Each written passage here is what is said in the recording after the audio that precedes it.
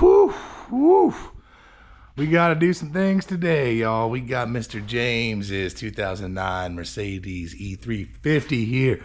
This is going to be quite a few little videos, but none of them are too terribly bad. This is all stuff you can do at home if you're trying to save a buck. But yeah, we're going to do the struts. We're going to replace the struts. We're actually going to compress this coil springs because I wanted to run a different style than what was available with springs. So we'll compress the springs, swap out the struts. We're going to do the sway bar links. We are going to do the inner and outer tie rods. And in the process, right away, I'm going to show you a little thing about the brakes that you need to notate. So he clearly just had his brakes done recently. So we're going to get ready to blow these apart because we need to pull the brake caliper off. We're going to need to pull the rotor off. We need to basically strip this down because we are going to come in here. We're going to get the tie rods out, and we have to drop the spindle from the upper control arm here to fish these struts out. But something I wanted to show you before we get into it is if you go to the driver's side, the passenger side has a wear indicator, which you can see here, right? So all this does is this slides down into this little groove on the pads here, right? And it holds it in a position. And then as your brake pads wear down, whenever they make contact here, right, then the car knows it's time to get brake pads before you're metal on metal with the rotors. And yeah, so let's take a look at something very specific. So if you look at this one, right, that they put in, look at where the hole is for the sensor. See how it's like right up against the pad? This side doesn't have a wear indicator. So I don't know. I mean, these things are obviously pretty new. Look at the one they had over here and look how far out that hole is. They just had it kind of stuck in there, but it's already about to hit that thing and tell him he needs brakes, and then once these get hit, they're destroyed forever. And I think they're like $100, 75 to $100 to replace. So yeah, that was doing them a real disservice. So we actually need to blow this side back apart and do a swap-a-rooski on some brake pads. And hopefully it's not worn into these rotors so much that it starts to like squeal or grind or anything, but we really need to get that other pad over here where the hole is located in the right spot. So just be careful when you're putting stuff together. But all that being said, we're going to dive right into it. Depending on what video you're in, it all starts the same. You want to get your car up, get it supported, get it on a jack stand, get it on a lift, whatever you got, and get your tire off. Once your tire's off, we're going to proceed with pulling the brakes apart. So step number one is the brake pads are held in with these little pins, kind of like Lexuses do these days. So we need to get a punch and just gently start tapping these pins out. And then we can slide these out the backside and release this clip. And then we can pull both brake pads out the top. Hopefully that beginning wasn't too long-winded for y'all, but when I find stuff like this, it's always bananas to me. So you just put your little punch right there on the tip of the point. Just give it a little tap-a-rooski. There's actually like a little rubber grommet on the backside of these pins. They don't get cotter pins like Lexuses typically do. They just have like little sealing grommets that hold them in place. Seems a little kind of crazy, but gets the job done. But you just literally can press down this clip here and then pull these pins straight out like that. My phone call was that the pig is on the loose. Ugh. I regret that pig every time. All right, so then I like to just get up under here with the punch and just kind of pry up and lift straight up on them. You just go back and forth, side to side, getting them released like this until it'll work its way out like that. All right, since there's not a sensor on the driver's side, I thought I'd show you. This is what it should look like whenever it's finally engaged. You just press it down into the hole and onto that slot right there, and then plug it in over there and tighten it down. These E-Torxes, by the way, you can take off with the correct 6 point. So that one is an 8mm, so 6.8 mil will pull that right out of there. But all right, we are back to the other side. All right, now that we got the brake pads out of this bad boy, we are ready to remove the caliper. And what we're going to do is we're going to hang this thing off of the upper control arm, because regardless of whether or not you're here for the strut or the sway bar link, that strut has to come out because it blocks the sway bar link upper bolt. So we're going to have to pull this caliper and hang it off this control arm no matter what. So I'm going to use zip ties. I misplaced my caliper hanger, but if you have one of those caliper hanger hooks, that'll work too. But first things first, we got to get it off, and that is two 18mm bolts. There's one down here and one up here. We're going to slide our caliper back in place. I'm having a hard time getting it up there. I'll show you why. This is routed correctly though. I forgot about it. So we need to get the wheel speed sensor out first, because the line wraps around the brake line, but that is how it needs to be routed.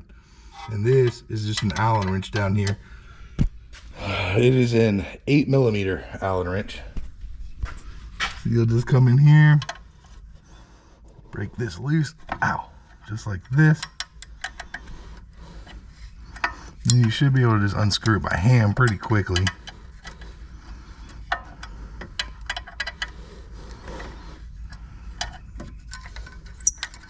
Just like this.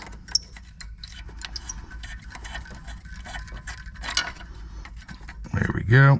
That will pop this line out of its retaining holder up here. So you just push it out. Now we can pull this entire wheel speed sensor out like this. Flip it up out of that bracket and get it out from our brake line. Okay, there we go. We got it hung up. Woohoo! So now you don't have the pressure on the brake line itself. So now the wheel speed sensor, we will fish out over here, and we're just going to tuck it back up here carefully out of the way.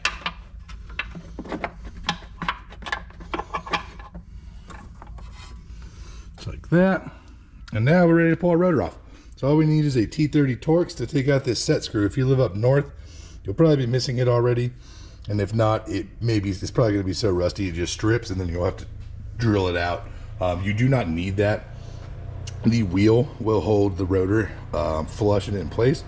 This is just like an assembly line thing to make life a lot easier. Okay, there's our set screw removed. Now you should be able to just grab your rotor and wobble it off of there.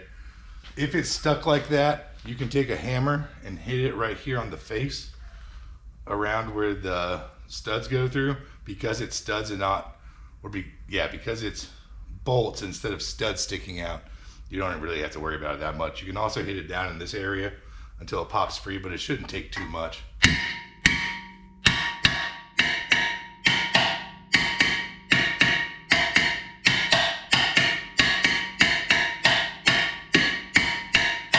Now, the reason that happens is because every time you do your brakes and pull your rotors, you need to clean up this mating surface right here. So we're going to take a wire wheel. We'll clean the face of the hub and down here on the shaft where it sits on before we put it all back together. Okay, so now with the brakes and the rotors all off, we will clean this up when we put it back together. We are going to zip the bolt out of the lower strut here.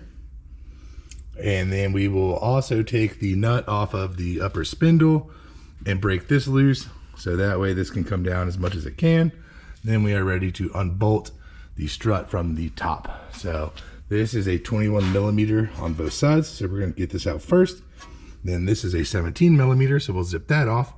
And then I'm going to use my air hammer forks again probably, but you can also screw this nut on until it's flush and tap up here with the hammer. Don't hit it too hard if you're trying to reuse your upper ball joint, because you can mushroom the threads. Otherwise you need to get a fork that you hammer in, at least with a hammer. Also, this is a good point to mention if you are changing your struts or your sway bar links. I will have links up here in the video and in the description below for some through Amazon and Rock Auto for the struts, because that's where I ended up ordering these, because they're the sock, I don't even know how to say the word, sock maybe, S-A-C-H brand, which is apparently was the factory brand for these. So I wanted to run those because somebody put Spectrums on here.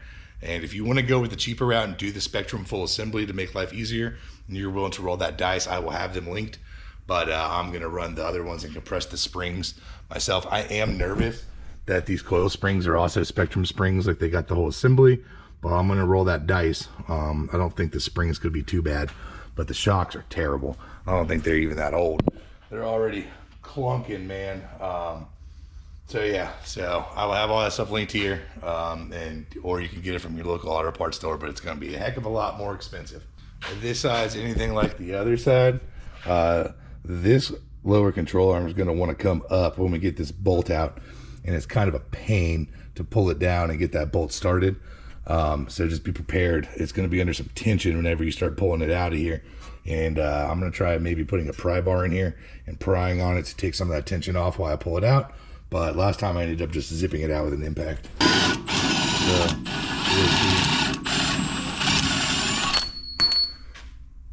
So, yes, this side isn't nearly as much as the other side. All right, so we got our 17 millimeter off the top of the upper spindle here. So now all I'm going to do is put my fork right in and go ahead and separate this puppy as well. There it went. Oh. Come on, Forky. Come on, Forky guy. Let me just take that off, and I'll work that off with my hand. Okay, so if you're here for the sway bar links, right, this is probably enough to do it if you have an HW12 Allen head, like on a big, like standard Allen head like this, right? I don't even have one that big, but you can probably pull your strut forward to slide it in here, and you have a 21 millimeter on the back side. Right back here where you can put like a ratchet wrench, and you're gonna have to hold the center here and hit that. Because I'm doing the struts, I'm not even gonna try and fight that. Plus I don't even have that big of an Allen wrench, so I shoot it the other way with an impact once I get the strut out. So for the strut, we're gonna go up to the engine bay. I just like to grab a ladder, even though I have a lift, and just hop up there and take out the 313 millimeter nuts. We'll turn that and take this guy out. Hey, or just swing it out of the way like that. And it looks like we can get to all of these ones here. No problemo, that's nice.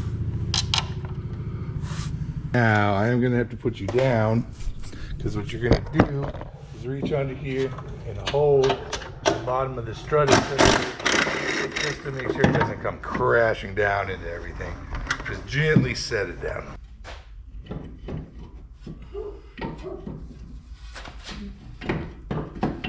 Just like that. And be careful of this brake line coming down and out. Hey! Strut out of our way. I'm going to break the 21 millimeter nuts loose there and on the back side here with my long handled ratchet. And then we'll use some power tools to go ahead and remove the sway bar link completely. Now, with that nut off, you should be able to just work it off just like that. Hey! And see how it has the same bend on it and the same open face hole. That's what we're looking for. So now, to put it back on, we're going to do the exact opposite. All right, now I'll put the torque spec for these up on the screen. I'm not going to tighten them right now though, because I think I might want to pull it off of here. Oof, look, that arm kicked out right there. I don't like that. So I have to try and take some pressure off of it to get it to slide back. But I think I want to get the lower strut bolt in here before I actually tighten it all the way down. So I haven't decided. All right, y'all. First of all, I want to say I apologize for the mess you're about to see. The old guy and Bill also like to work over here. It's a disaster. But I cleared a little spot. We're compressing the spring on these struts, getting ready to put them on.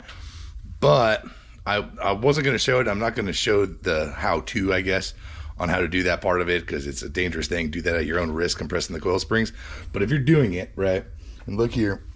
So I got our spring compressed, and I got our strut here, right? This is actually my second go at this. I learned this on this here vehicle. So I'm going to pull the strut out.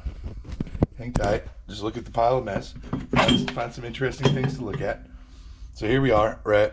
So we got the strut out. These are adjustable. So you can take this little cap off, right?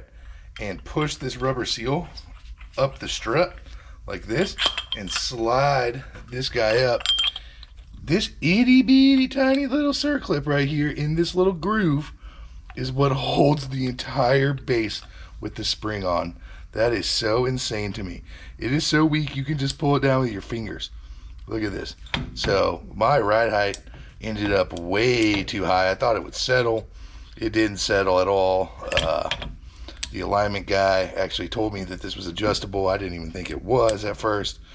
And lo and behold, you learn something every day, man. This is why you can't know everything. So I'm going to move this way down. I've already done the other side, which is why I know what rung I'm going to. So we're going to attempt it there. And now look at that. So now you got a ton more travel downwards. Your spring isn't going to be nearly as compressed, right, which should lower the front of the car down. But I thought that was interesting. I just wanted to show you all that. Now you just slide it back up in, get the nut started on the top of it like normal, and then we'll slowly release the spring back onto it. It's going to have a lot further to go this time. Something else that's also worth noting, which I'll tell you here in just a second. Let me get this going. A little 17 mil nut there. I like that. Nice. Let's get that a couple threads in.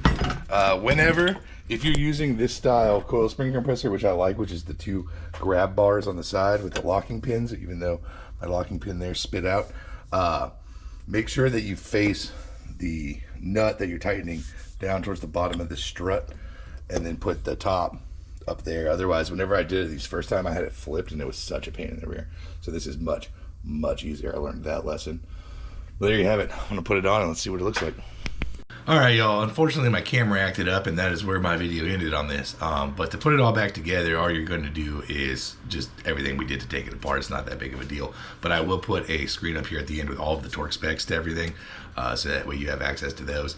As for setting the struts, the best way I've found to do it is measure ground to fender with everything together, and then take it back apart a second time and try and adjust that strut if you're not level.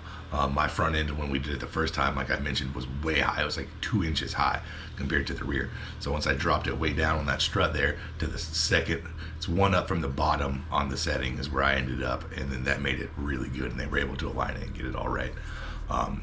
So hopefully this helps out somebody. I apologize for not wrapping it up properly, but if it helps anybody out, then I feel at least good about that. If it did, hit that thumbs up button and subscribe if you want to see more.